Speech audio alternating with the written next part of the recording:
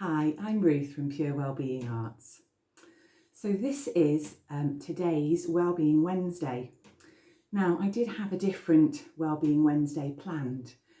However, since the announcement from the government on Saturday and the fact that we're going into lockdown tomorrow, I felt I wanted to do a Wellbeing Wednesday specifically addressing what is going on right now, specifically for kids, and how we can help them, because it's tough for us as adults and tough for kids.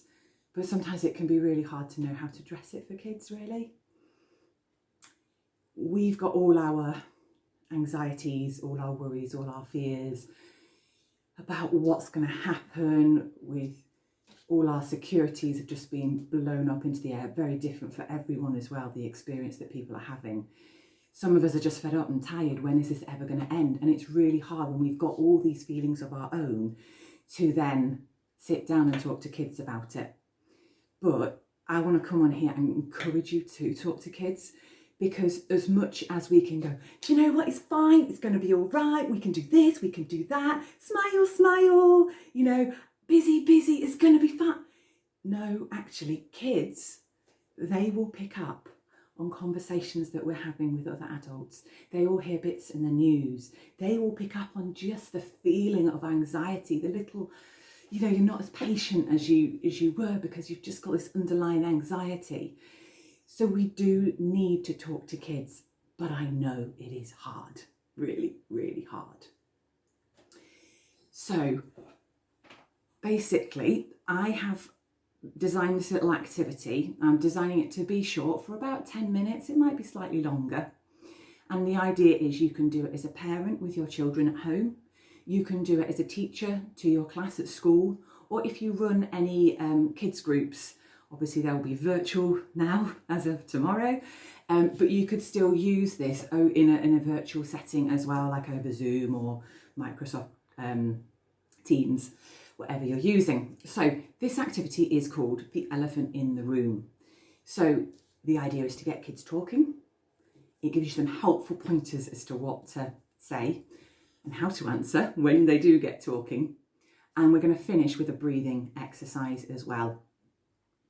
So to introduce it, you can get the kids, tell them the name of this activity is called the elephant in the room. And ask them, has anyone ever heard of that saying? Some might have, some might have not. Get their ideas, sort of thing. And then introduce the actual concept of what that phrase is, the elephant in the room, with a story. So I've made up a story about a baker. So it's up to you. You could cut this bit of video and just play this bit of video of me telling the story to the kids who you're going to work with. Or you might want to make up your own story, or you might want to use the same story but tell it yourself. Okay, so I'll just leave that with you, but I will tell you this story as though I'm telling it to kids. Okay, so I'll switch modes. So sorry if I sound patronising. I'm pretending I'm saying it to kids. All right, so this is a story about a baker. So he's going to make a cake, delicious cake. He's got his recipe book. And he looks down on his recipe and he gets all the ingredients out that he needs. He needs some butter, he needs sugar, he needs flour, and he needs some eggs. He doesn't have an oven, but that doesn't matter. So he gets his bowl, his mixing bowl out, and the first thing he needs to do is weigh out the butter, put it in the bowl. He weighs out the sugar, puts that in the bowl. Everything's going great. But he doesn't have an oven, but that doesn't matter. So he whisks up his egg and his sugar and his butter. Everything's going great. Next, he looks on his recipe. He's got to crack 2 eggs into a bowl and whisk them up separately. So he does that, cracks them into a bowl, gives them a really good whisk, and then it tells him in the recipe to put it into the big bowl with his butter and sugar. So he puts it in and he whisks it all up together. It's going really well so far. He doesn't have an oven, but that doesn't matter.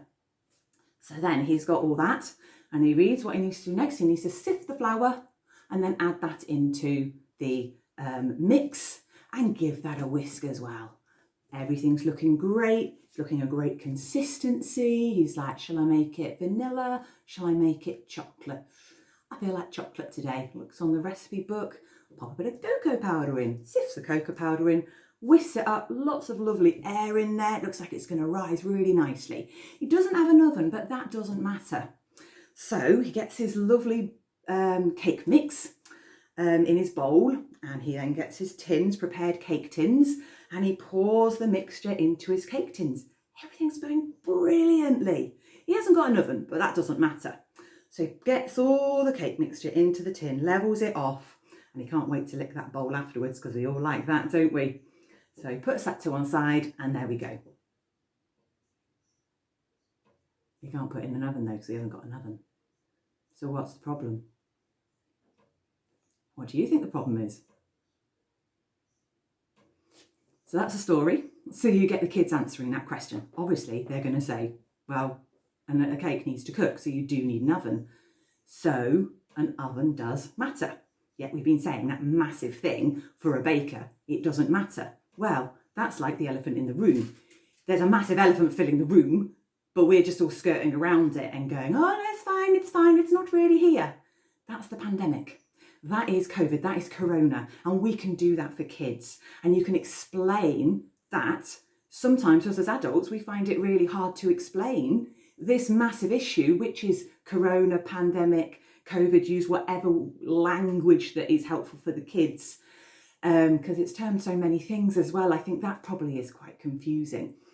So tell them that, yeah, COVID is like the elephant in the room, and say, adults aren't very good at talking to you guys about it, but today we want to talk about it. We're going to talk about that elephant, okay? And it's okay to talk about it.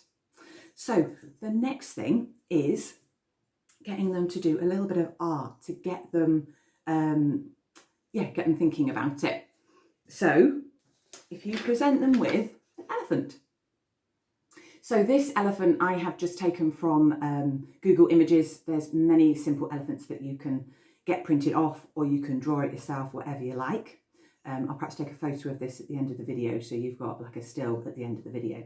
So every kid has this and a pen. That's all they need, or a simple straight blank piece of paper. Actually, you know, if you haven't got, you know, if you can't do that, basically, if you don't want to do the elephant, that kind of scares you.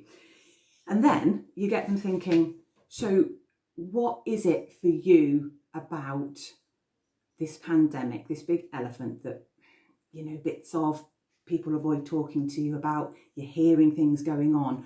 How do you feel about it? At this stage, you might want to pick something like a current affairs kids programme like News Round, and just show them the small little snippet of the really up-to-date current information that obviously Boris Johnson has announced on Saturday, and then which is going to affect us into lockdown tomorrow. On Sunday, I know they had a really good little snippet. It was probably less than 2 minutes. So you could play that so the kids are getting facts, you know, that we're sort of talking from the same place. And then after they've watched that video of a clip of News Round or whatever you want to do, then get them into this activity. So they've all got their elephants and their pens, and you've got like a key, and they're going to draw how they feel according to the key, really. So you could have this up on a whiteboard, they could have a copy of this sheet next to them, however works for you. Again, I'll give you a still of this at the end of the video. But you can use different symbols. It's just giving kids a different way of talking. It's a way of drawing in symbols that kind of can deflect a little bit from actually words, which some kids need. So here we've got worried with a spiral. We've got sad as a teardrop. We've got unsure as just a big dot. We've got not bothered as a straight line. We've got curious as a question mark.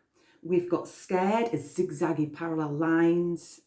We've got happy as a smile, and we've got angry as a zigzag. Now kids might want to make up their own ones as well, but this is sort of like a starter. So you would just basically give them this key and tell them to, inside their elephant, put the symbols that they feel right now when you're talking about COVID and the pandemic. So here is my elephant. So I am unsure, there's a lot of dots in his head. I'm worried, hard not to be. So I've done my spirals and I'm sad for how it is affecting so many people. So there are my teardrops. So that's mine. So when everyone has done theirs, everyone comes together, or, you know, as a family, you just sort of come around the table, however it works for you. And you can all compare your elephants and say, actually, there's quite a lot of similar shapes going on. So there must be lots of similar feelings. We're feeling similar things. But there's also differences. So how you're feeling isn't actually like how you're feeling. We've got different feelings going on. Finding my notes to keep myself, where was I? Yes, commonalities. Sorry about that. And then open it up to questions. I know that's really scary. Open it up to questions, if they have any. So keep it factual, the information that you give them. It is okay to say, I don't know. There is a lot of I don't know. And I think it's important that kids know that we don't have all the answers, and that is okay. But we also need to be reassuring with the fact that we don't have all the answers. So you can explain to them about how we are keeping everyone safe, and them safe, and their family safe, and their friends safe, with all the distancing, with the lockdown, with the hand washing. So you can focus on the safety procedures as well. Make sure it's age appropriate as well. I've got 2 children, and my 6-year-old, I did this activity with them, and she was just like, I don't want to talk about it, mummy. She gave me the straight line, not bothered. Okay, that's fine. But I felt this activity for her just said, I'm here to talk if you want to. And she needs time to process things. I will bring some things up, but she doesn't want to do it straight away. But later on, in a couple of days' time, it will come back and she'll be like, you know, mummy. And she talks to me about it. My son, who's 9, he was totally different. He was wanting to ask questions, and it was really helpful way to open things up for him.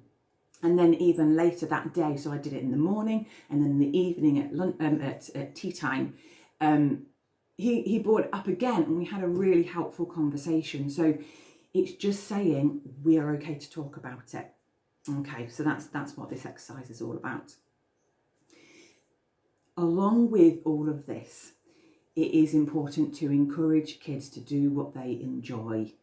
So remind them that they can stick on some music and dance around the kitchen. They can get their drawing stuff out and they can get lost in their drawing. They can make up stories and act them out. Get them doing things that they always used to love doing, and help them to distract from it, not always focusing on it. There is a balance that we need to strike, not always thinking about it and worrying about it. But there's also distraction, which is needed, but then not too much distraction that we're not addressing what is going on. And also exercise is great as well, getting them outside as much as we can in this not great weather. Okay, so now I'm going to just end with a breathing exercise, because again, we are talking about things that are bringing up anxieties for us and for kids as well. And breathing is a breathing exercise is really useful to help relax us sort of physically and mentally. Okay, so I'll just talk this one through. Something you can do with your kids. All right, so we're going to focus on drawing a spiral in the air. Okay, so as we breathe in really slowly, focusing on our chest going out, our stomach going out, to really fill our lungs slowly, we're going to make the spiral bigger. And when we come to the end of our breath, we stop, we pause, and then we slowly, with our mouth open a little bit, breathe out and bring our spiral back to the middle. You can do that 3 times. So I'll just do it now without talking, so you can just see how it looks, and then you know what you're doing. Okay.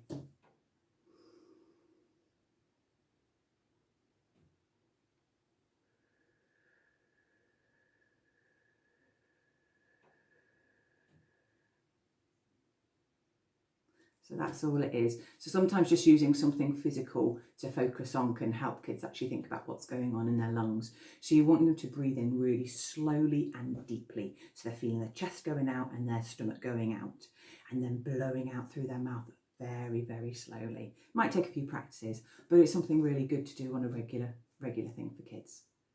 So I hope you found that helpful. And if you want to know more, like I said, I'm from Pure Wellbeing Arts. You can find more information on purewellbeingarts.weebly.com on our website. And if you really want to explore and express feelings and emotions with kids further, we've got a project which is actually over 10 hours of teaching time, really in depth, going through this sort of thing. And it's to empower teachers to feel confident delivering this kind of things to their children, to enable them to be able to express their feelings, to talk about feelings in an appropriate way for kids, in a really engaging way. We use art, we use drama. It's great fun, and all the information is there. So really, teachers' planning time is so minuscule, and you'll feel really empowered and able to do that because it's such thorough information that we give. So if you're interested in that, that's our big project, exploring and expressing feelings, and you'll find that information on the website. So I will leave you there, and don't forget we come on every Wednesday for our Wellbeing Wednesday. So if you want more videos like this, come on and spread the word and share this video. Thank you very much for listening. Bye.